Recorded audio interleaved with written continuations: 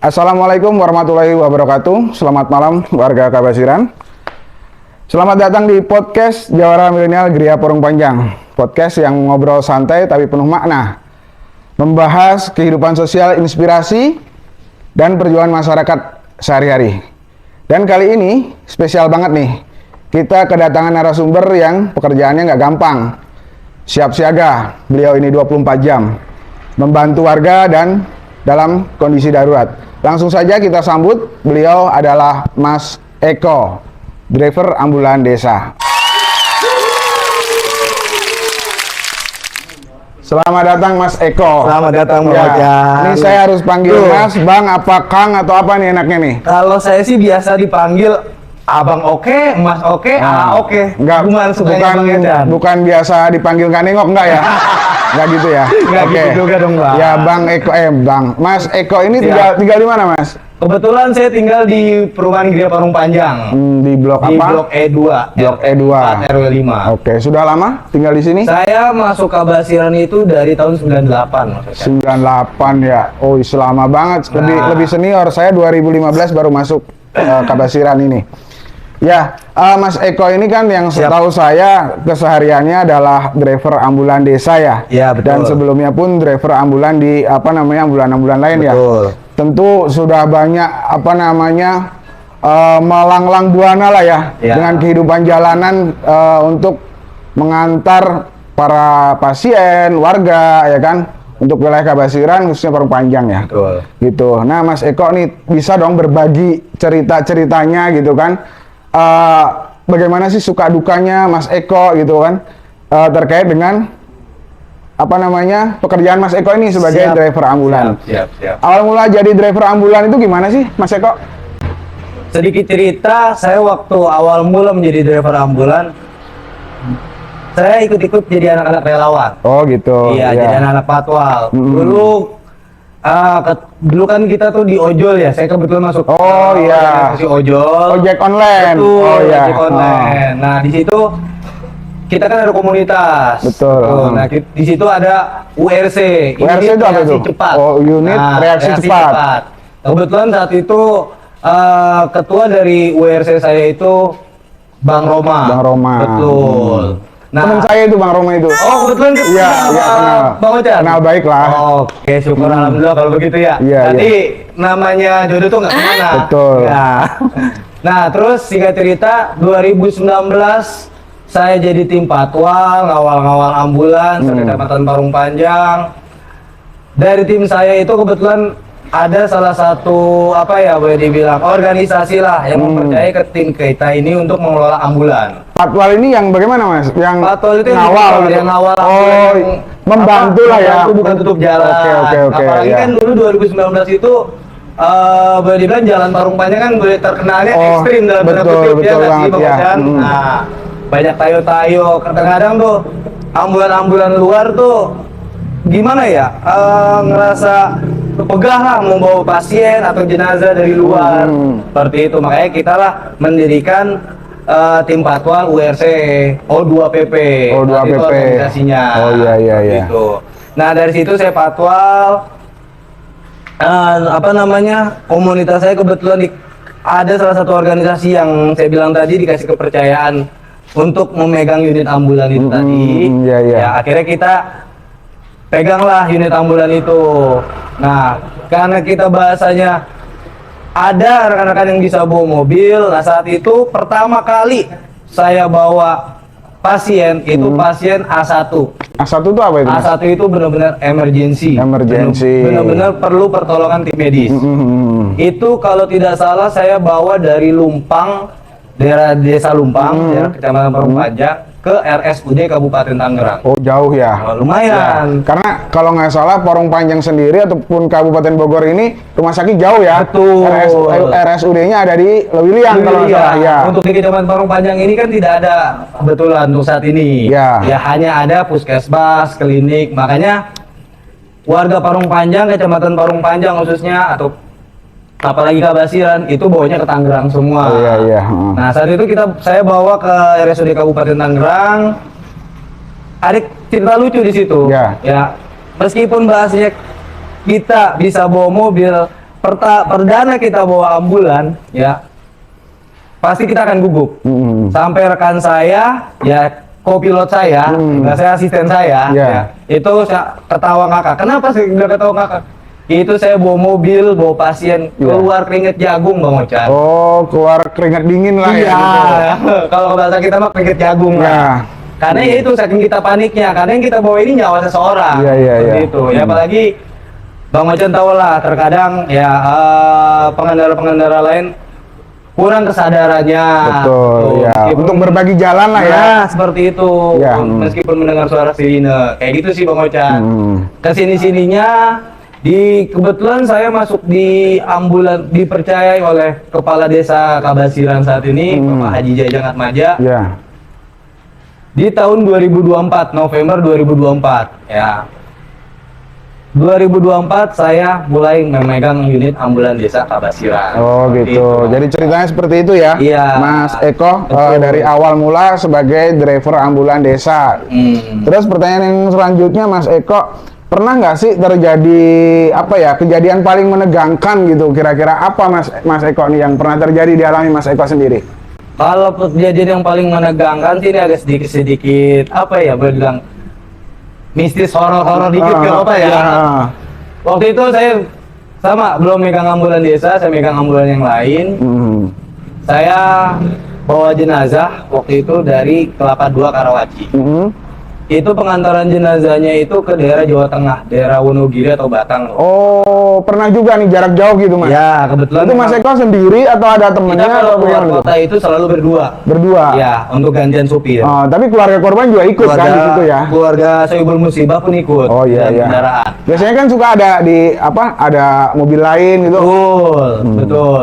Tapi ini enggak. Memang ada iringan mobil keluarga, tapi di dalam biasanya kalau kita keluar kota itu Sohibul Musibah pasti ada yang ikut mendampingi jenazah. Nah, singkat cerita saat itu di kilometer berapa saya lupa ya. Pokoknya udah daerah Cikampek sana. Kita masuk rest area. Nah, entah kenapa gitu ya. Si keluarga almarhum ini minta duduk di depan. Tadinya keluarga almarhum ini duduk di belakang samping beranda. Minta duduk depan. Ya udah, yang tadinya saya duduk di samping supir, ya akhirnya kita switch lah, pindah gitu. Saya duduk di belakang, keluarga almarhum di depan. Baru keluar rest area beberapa kilo itu, saya melihat seperti keranda ada yang bangun duduk, Bang Ocan.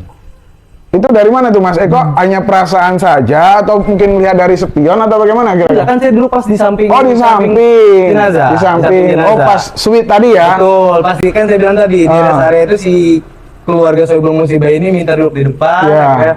Saya tukeran, saya di belakang samping keranda, keluarga di depan, samping supir. Nah, baru keluar beberapa kilo dari rest area itu tadi, yaitu saya pas duduk di samping keranda itu tadi, melihat seperti ada yang bangun duduk di atas keranda. Ya, itu kayak semacam apa ya, kalau dibilang arwah ya mungkin arwah gitu ya, soalnya tembus pandang lah bahasanya. Oh ya. Nah, itu dia kilap-kilap, bahasa kita mah nengok kanan, nengok kiri gitu. Di situ ada rasa merinding, iya. Tapi ya mau bagaimana, saya mau teriak. Nggak enak sama keluarga almarhum, nggak enak juga sama teman saya yang lagi bawa, takutnya dia panik. Akhirnya saya mencoba zikir sebisa saya, ya baca surat-surat pendek yang saya bisa lah bacanya. Itu kurang lebih sampai 10 menit, Bang Ocan. Kejadian itu sampai 10 menit ya? Kurang lebih dari... Itu apakah halusinasi atau bagaimana itu kira-kira? Saya berpikir awalnya seperti itu, Bang Ocan. Ya, sengaja saya diem selama perjalanan sampai ke rumah duka. Ya, saya sengaja diem. Sampai di rumah duka, ya, alhamdulillah perjalanan berjalan lancar. Ya, sampai rumah duka kita turunin keranda, turunin jenazah dari keranda ke ubin, boleh dibilang. Itu di keranda, tahu-tahu ada becak darah bagian kepalanya. Oh iya, padahal sebelum kita berangkat keranda itu habis kita cuci, habis kita bersihin. Ya, kita bopong lagi sama rekan ke dalam unit. Si teman nyeletuk gini, Bang, keranda bukannya tadi habis kita cuci bersih nggak ada apa-apa ya? Iya. Terus ini darah apa? Ya darah apa lagi kalau bukan darah almarhum? Branding saya ini malam Jumat bukan sih? Bukan ya? Alhamdulillah bukan. iya. Aman. Makanya kan Branding dong. Nah, terus singkat cerita, udah selesai kita bersihin dulu itu keranda dari darah itu tadi. Kita duduk sambil ngopi sama anak patwal. Kebetulan kita kalau keluar kota itu selalu koordinasi sama yang punya wilayah. Oh gitu. Betul. Ya. Jadi insya Allah anak-anak patwal yang punya wilayah di sana siap standby gitu kan untuk ngawal kita. Kita sambil duduk santai ngopi, temen yang nyeletuk, Bang, tadi pas keluar rest area ngeliat gak sih ada bayangan putih? Saya cengar-cengir aja, sengaja saya nggak ngomong gitu kan. Saya cengar-cengir, kok cengar-cengir Bang? Emang bener apaan Bang? Ya emang bener itu ada. Oh gitu. Berarti itu bukan halusinasi gue Bang. Jadi temen juga ngerasain itu ya. Ternyata temen Ya. juga melihat dari kaca spion tengah tuh. Seperti itu. Nah dari situ ya udah, ya rekan-rekan dari patrol, udah Bang, mendingan lu malam ini nggak usah balik dulu daripada nggak tahu tuh anak-anak patrol situ pada ngomong seperti itu gitu kan. Daripada udah lu mendingan istirahat tuh di base camp. Ya. Akhirnya menginap tuh ya. Menginaplah kita semalam di situ. Ya, pas saat kita menginap itu yang nggak tahu ya, mungkin bahasa mistis mah diritualin sama anak-anak sana kali ya. Itu unit nggak tahu diapain, kita mah istirahat. Udah Bang, lu duduk aja santai sini. Ya, sambil ngopi udah, anggap aja rumah sendiri. Ya udah kita duduk santai, ya kita lihat. Unit nggak tahu diapain lah sama dia kayak dimandiin begitu. Ya udah. Setelah selesai itu semua, baru kita diizinkan pulang sama yang punya wilayah. Seperti itu sih Bang Ocan. Untuk selama Boylon dari 2020 ke sini, kejadian bisnis yang saya alami. Oke. Cukup ini juga ya. Kalau saya sih udah nggak sanggup itu, saya agak penakut juga gitu. Iya. Boleh dibilang ya awal-awal sama seperti itu. Rada-rada gimana gitu. Apalagi yang berbau bisnis dalam tanda kutip gitu ya. Cuman mau gimana lagi, namanya sudah sebuah profesi harus kita jalanin. Itu jadi Bang Ocan. Ya. Ini Mas Eko ini kan bawa pasien ini kan macam-macam ya. Ada yang memang duka cita meninggal dunia, ada yang pasien melahirkan kritis dan memang emergensi ya, butuh segera untuk dibantu atau dilarikan ke rumah sakit gitu kan. Kira-kira nih ketika lagi bawa pasien kritis nih Mas Eko nih, apa yang ada di pikiran Mas Eko nih ketika nyetir itu, emang harus benar-benar fokus, harus segera nyampe atau bagaimana? Kan ya namanya kritis ya gitu kan. Betul. Kira-kira bagaimana Mas Eko? Kalau saya sih, kalau dalam kondisi seperti itu, yang ada di benak otak saya, gimana caranya saya bisa menyelamatkan nyawa seseorang? Ya. Gimana caranya bisa sampai ke rumah sakit dengan selamat, bisa cepat ya. Bisa sampai cepat ditangani oleh tim medis. Seperti itu. Ya. Dengan cara apa? Yaitu tadi, ya kebetulan kan kita para driver ambulans siaga desa di wilayah Kecamatan Parung Panjang, kita ada komunitasnya. Ya, sama-sama anak-anak patwal. Kita koordinasi di grup, misalkan kita mau berangkat bawa pasien kode merah A1. Nah, insya Allah nanti rekan-rekan patwal dari wilayah Tangerang pada standby untuk bantu buka tutup jalan. Apalagi Bang Ocan tahu sendiri kan kondisi jalan lalu lintas di daerah Tangerang seperti apa. Gitu sih Bang Ocan. Terus kemudian Mas Eko nih, driver ambulan ini kan nggak hanya nyetir tok ya, nggak hanya nyetir doang gitu loh. Yang artinya kadang juga kondisi pasien yang memang harus kita bantu dalam artian mungkin secara administrasi gitu loh. Bagaimana apakah kira-kira misalkan kayak BPJS-nya ternyata nggak aktif, ya kan ada tunggakan atau bagaimana, itu mungkin Mas Eko juga bisa mengantisipasi hal tersebut ya. Coba ceritakan Mas Eko, ada nggak pengalaman seperti itu tuh? Ketika memang di sini apa dia tidak ada biaya atau mungkin tertolak di IGD karena ya itu tadi administrasi ya. Coba ceritakan Mas Eko coba. Kalau untuk hal-hal seperti itu boleh dibilang baik itu setelah saya menjadi supir ambulan desa atau sebelumnya sering banget terjadi Bang Ocan. Boleh dibilang apa ya, hal-hal yang biasa gue pribadi lakuin yaitu sebelum berangkat gue selalu koordinasi sama tim puskesmas. Ya. Kenapa? Di desa itu kan ada puskesmas. Kenapa seperti itu? Untuk mengecek nih BPJS-nya aktif atau Oh tidak. gitu. Seperti itu. Oh. Nah, kalau si pasien tersebut BPJS tidak aktif, ya itu gua bakal minta tolong ke tim puskesmas yang ada di desa. Kebetulan kasih puskesmas di sini di desa Kabasiran kan Pak Adi, didampingi oleh Bang Roma itu tadi. Kebetulan saya sekarang satu job lagi nih sama Bang Roma, gitu. di WRC sekarang di desa. Iya, iya. Gitu. Nah, saya follow up ke Pak Adi atau ke Bang Roma itu tadi untuk bantu, ya. Dan gue bawanya ke rumah sakit yang kerjasama sama pemerintah. Nah, di sisi lain juga gue berangkat gak sendiri, gue didampingin sama kader. Oh gitu, ada Ya, kader desanya ya? Kader desa Oh, ada. iya. Nah, kenapa gue bahasanya didampingin sama kader? Karena pertama, boleh dibilang kader itu sudah banyak link di rumah sakit, khususnya di wilayah Tangerang. Ya, jadi segala sesuatu bisa di backup sama dia, gitu, bisa dibantu sama dia. Nah, terus setelah data semua masuk sudah oke. Nah, nanti si kader ini sama memfollow up kembali ke bagian puskesmas, ke Pak Adi atau ke Pak Roma. Nanti datanya pihak rumah sakit meng-ACC lah pasien tersebut. Oke. Ya, Mas Eko, pertanyaan selanjutnya. Pernah nggak sih di saat Mas Eko ini kurang enak badan? Ada dong, ya kan? Betul. Kadang-kala kan memang badan kita kondisinya kurang fit, gitu kan, nggak enak badan dan sebagainya. Tapi memang harus tugas ini, harus jemput pasien, ya kan? Itu bagaimana menanggulanginya? Apakah memang harus jalan atau bagaimana kira-kira Mas Eko? Kalau dalam kondisi badan gue pribadi lagi kurang fit, gue tidak memaksakan jalan. Oh, gitu. Kenapa? Ya, karena pertama yang gue bawa ini bukannya orang mau healing, ya kan? Orang yang sedang berjuang, ya, untuk melawan penyakit. Jangan sampai dalam kondisi perjalanan ya ada apa-apa. Itu sih yang gue selama ini jalani seperti itu. Oh. Lalu ngomong-ngomong nih ada nggak ada air nih? Ada. Demikian. Tadi belum lupa nggak nawarin. Silakan diminum. Ada kopi apa nih? Kopi Tadi apa nih? dibikinin sama Waduh. tim yang ada di Kita sini. minum dulu nih ya. Boleh, ya kan? Gimana? Mantap ya? Mantap banget ini.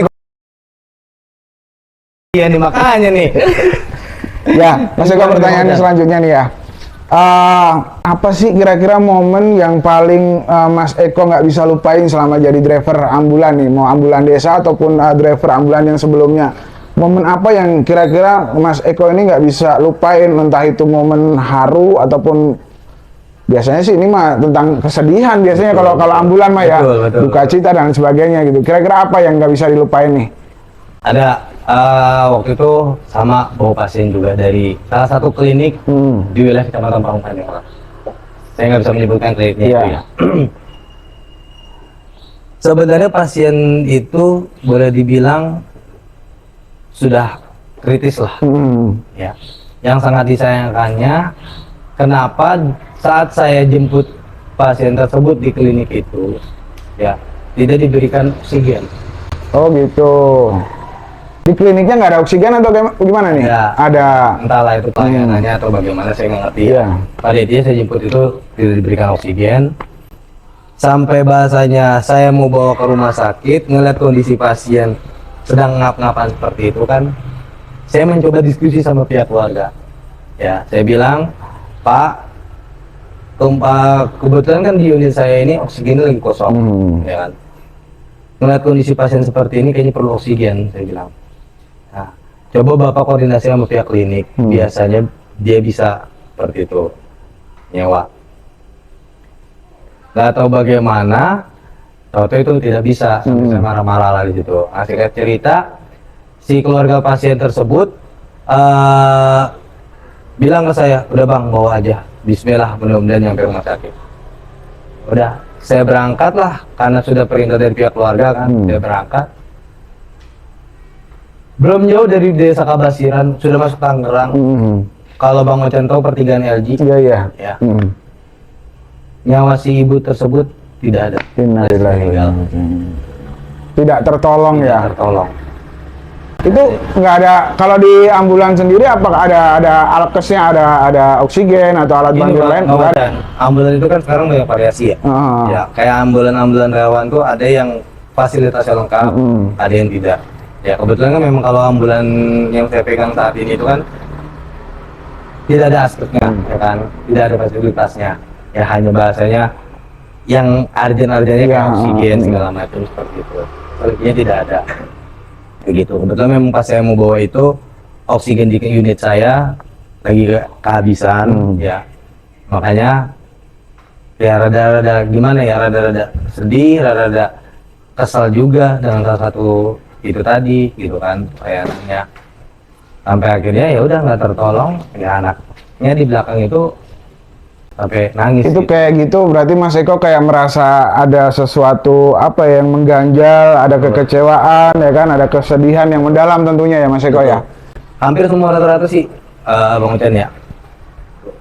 Kita bukan cuma gue pribadi gitu, hampir semua rata-rata driver ambulan tuh kalau bahasanya kita lagi membawa pasien yang emergensi hal seperti itu sampai tidak tertolong, pasti ada rasa kecewa, ada rasa gimana lah gitu dalam dirinya seperti itu. Karena kan ya itu tadi, kita bertugas membantu menolong seseorang yang sedang berjuang.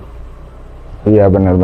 Begitu sih Mas Eko, pernah nggak sih gitu kan biasanya kalau di di ambulan itu ada nggak pengalaman ada ibu kemudian melahirkan di ambulan kayak gitu tuh, pernah nggak terjadi? Saya pernah melihat di jalan tuh. Pernah. Ya kan, jadi ambulan ya kan berarti di jalan ya kan, saya coba untuk jangan di situ gitu karena itu mengganggu aktivitas ya. Ternyata memang lagi urgent di situ, sedang menangani si ibu melahirkan. Mas Eko pernah ngalamin seperti itu? Pernah ya? Pernah ya. Tapi ada didampingi bidan kan? Betul, didampingi bidan. Oke. Itu pengalaman itu dia sebelum saya megang ambulan desa. Sama dari salah satu klinik di wilayah Kecamatan Parung Panjang ini. Si ibu itu ya boleh dibilang melahirkan di dalam unit. Tapi selamat kan ya? Alhamdulillah, syukurilahnya selamat ibu dan anaknya. Seperti itu. Itu udah boleh dibilang nggak cuma sekali dua kali saya mengalami hal seperti itu. Udah sering kali mengalami hal seperti itu. Luar biasa pengalaman Mas Eko ini ya. Alhamdulillah. Ya. Terakhir Mas Eko, Yap. Saya boleh dong minta kasih pesan-pesan dong buat anak-anak muda di Kabasiran ini, motivasi lah intinya untuk anak-anak muda ini lebih peduli ya kan, sosialnya lebih ada gitu terkait dengan kondisi ataupun apa yang terjadi di wilayah Kabasiran ataupun khususnya Parung Panjang ya. Silakan Mas Eko, sampaikan pesan-pesannya ke anak-anak muda. Ya, pesan-pesan saya sih untuk generasi muda saat ini, jangan pernah takut untuk mencoba, ya. Jangan pernah takut untuk bergaul. Selagi pergaulan kalian itu positif, ya, itu menjadi suatu langkah untuk kalian ke depannya. Saya bisa seperti ini, ya karena saya belajar dari organisasi itu tadi, dari pengalaman itu tadi, ya. Dan pesan saya juga nih, bukan hanya untuk wilayah warga Kabasiran atau Kecamatan Parung Panjang ya, untuk seluruh para pengguna se-Indonesia khususnya.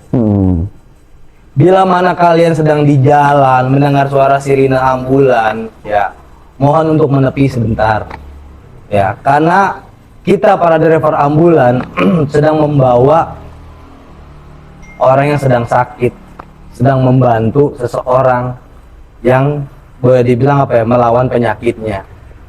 Sedetik saja kita telat, urusannya bisa ya fatal lah ya. Fatal.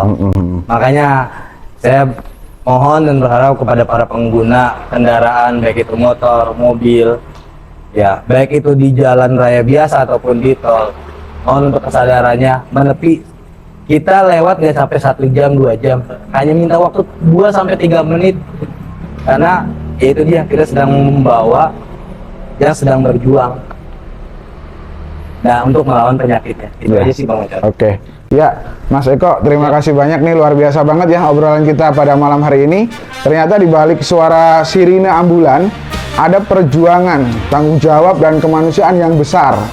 Terima kasih buat Ya. Mas Eko ya, Ya. yang sudah hadir di podcast Jawara Milenial. Semoga sehat selalu dan Amin. terus menjadi penolong bagi masyarakat Amin, ya. amin, amin. Saya Bang Ocan pamit undur diri, sampai ketemu di episode berikutnya. Oke, siap, Bang Ocan. Assalamualaikum warahmatullahi wabarakatuh. Waalaikumsalam warahmatullahi wabarakatuh.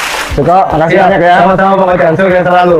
Parung panjang tempat kita berlabuh, bersatu hati menuju tujuan yang utuh. Milenial yang tangguh penuh inovasi.